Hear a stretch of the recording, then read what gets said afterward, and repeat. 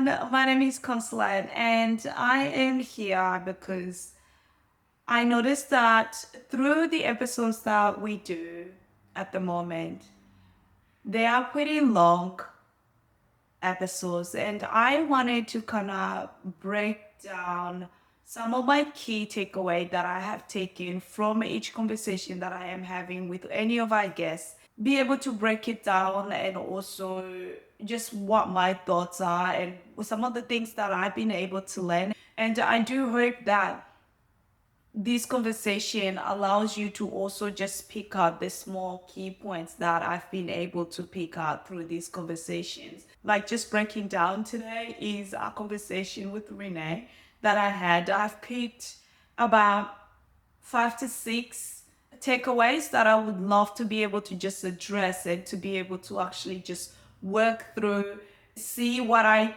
took out of it, what I've learned from it. Hopefully, you will be able to take away one or two things. And if it blesses you in any way, then I would love for you to be able to drop into the comment your one liner or your own takeaway in the things that we've done. So, for me, the conversation with Renee, I have two parts of the conversation, and these takeaways in no order. I've just picked it up as I was rewatching and re-editing and just waking up what some of my takeaway. So here is my own takeaway. Takeaway number one: leadership starts within. Often enough, we really just end up seeing people on platform. We see people everywhere else with so many views and stuff like that. We look at the title, we look at the platform, we look at the access of things that they already have, and then we forget that a lot of these leaders, and if this person is a great leader, the leadership itself actually started inside of them, and they were able to work through a lot of this stuff and go and grind before you actually see them on stage or on a platform or with a big following that you see. So always don't try to be like, oh, I need an audience, I need this and that for me to be able to step into my leadership era. No, I think it's so important that if you can find people around you, if you can find leaders around you within your community, within your gym, it could be a coach, it could be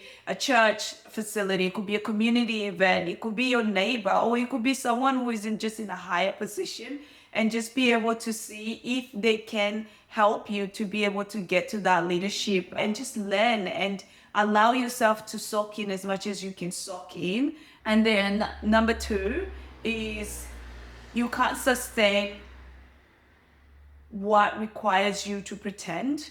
I think that is very important. Something that you have to pretend all the time really does take away. Like you might be able to pretend for quite some time. Let's say for 6 months, you can pretend to do something, but eventually something is going to come out of it, and it's going to realize that I should say, you're going to realize that you actually won't be able to sustain it. So although we want to be like leaders and we want to be able to cover different type of leadership, or you want to work in different sectors as a leader, it's so important to also realize the type of person you are. Like for me, I know that I would really struggle, let's say, if I was to be a leader somewhere. What is the area that I can actually think of that I'll probably just suck as a leader there? Like, I know that like different skills you can transfer, but there is some industry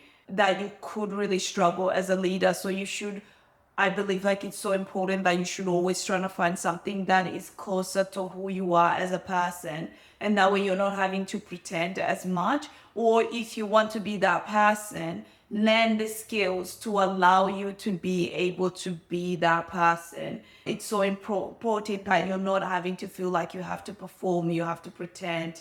Yeah, because sometimes it can really cost you big time if you're having to pretend all the time, and then you end up being completely a different person, which can take away from, or it can cost you your health, it can cost you like joy and also just your own identity. The next part is growth is not linear, and that doesn't mean you are behind. I think this actually speaks a lot on someone, or directly on someone who is really struggling with self doubt and comparison, I should say. It's so important that you remember that just because you see someone else is growing, it does not actually mean that you are so behind. Your timeline and your season is so different. So therefore, just know that it's not that you're behind. It's just you're in different season, and they might have completely different skill set or the different support, and sometimes they might have just so different takeaway life experience that will allow them to be able to advance in a certain way, but you will realize that doesn't necessarily mean that they are advancing in other areas. So it's so important to recognize and be okay with other people's season, and not seeing that you are so behind with everything. Our timeline is completely the opposite to someone else's timeline, and progression comes in different levels. So it's so important for you to just make sure that you do that. Number 4, that's where I'm at. Resilient comes from knowing your why. I struggled a lot while building a business or being a founder. I really struggled to understand that this was my why. Like, I think deep within me, I knew this is what I wanted to do. This is how I wanted to do it. But I really struggled to be able to communicate that, or to put it on paper, or to be able to actually verbally express that to someone. Life experience of knowing who I am, and like sitting in that and allowing myself to learn in that, has actually also increased my self-awareness of why I do what I do, and who I am, and my own identity, and therefore it allowed me to know my why. So really having that resilient mindset, and to be able to have the willingness to be able to do the hard things even when things are not easy. And believe me, things are not going to be easy all the time, and some seasons really do challenge you. It's so important to make sure that you're not following the trend, you are not following the hype, because the hype is what would, like, you're doing what you need to do, but then the hype dies, because then eventually you have to stand on your why, and making sure that you have those beliefs, and making sure that you have the reason why you're doing what you're doing. It's so important. For me, it's always been like, and this has been years and years. One of the things that I have found that I am really good at has been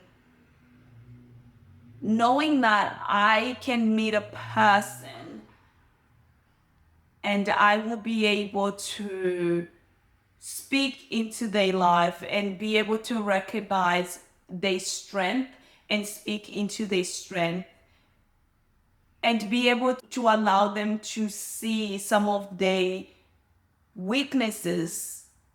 Even if life has treated me like this, I can still start whatever I needed to start. And that's why I really started the movement of starting now, because I recognize that a lot of us, and especially when life has beaten you quite hard, you seem to think that you can't start because this and this has happened.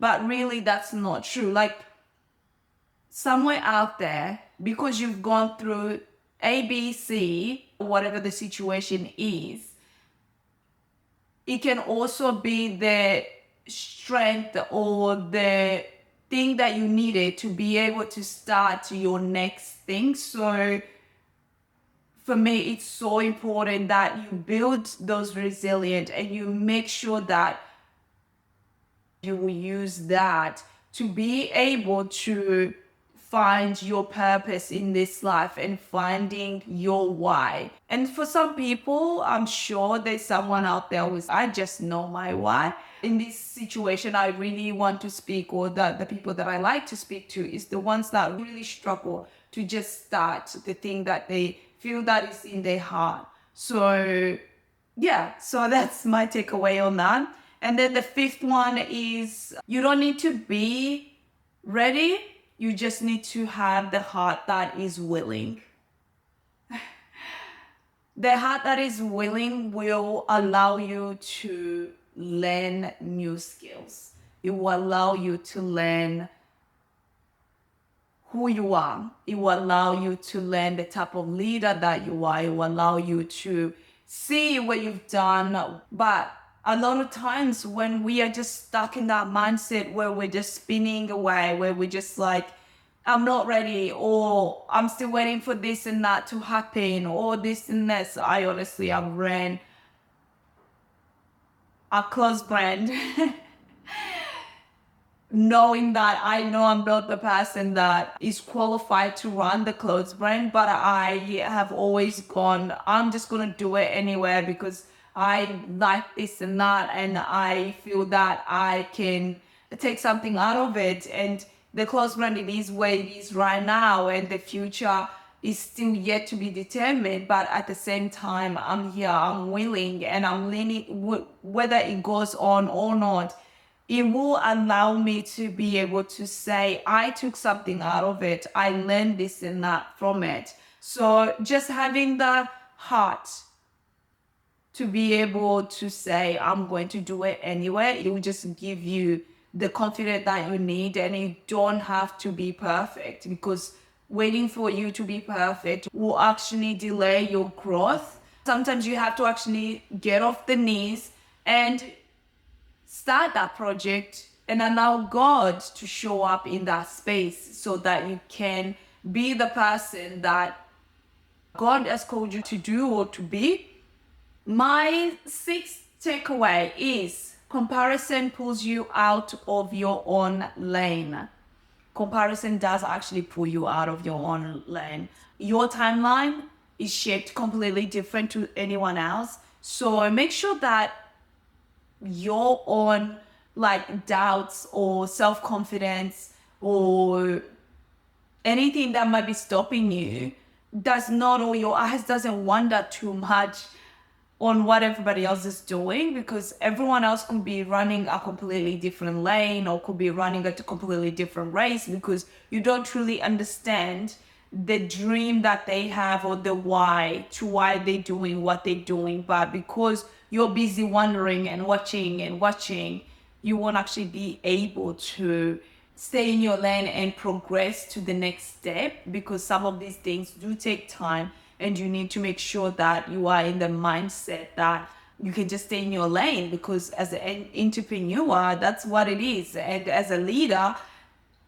that's what it is. You have to be the leader that God has called you, not what you see this person doing and then you trying to mimic that, because that's not gonna last. So yeah, those are my six. Thank you so much for listening. Again, I want to encourage you to jump on either Facebook or Instagram or TikTok and just go and look at some of the content that we've got there. And also with this video, please make sure that you comment your one-liner. What is it? Honestly, what do you see that out of everything that I've said, what is that one thing that you believe, you truly believe to the core, that has been your takeaway? And go back on the videos, whatever, just use that one-liner and comment. Okay. Thank you for listening, and I'll see you to the next video when we're doing these one-liners. Thank you.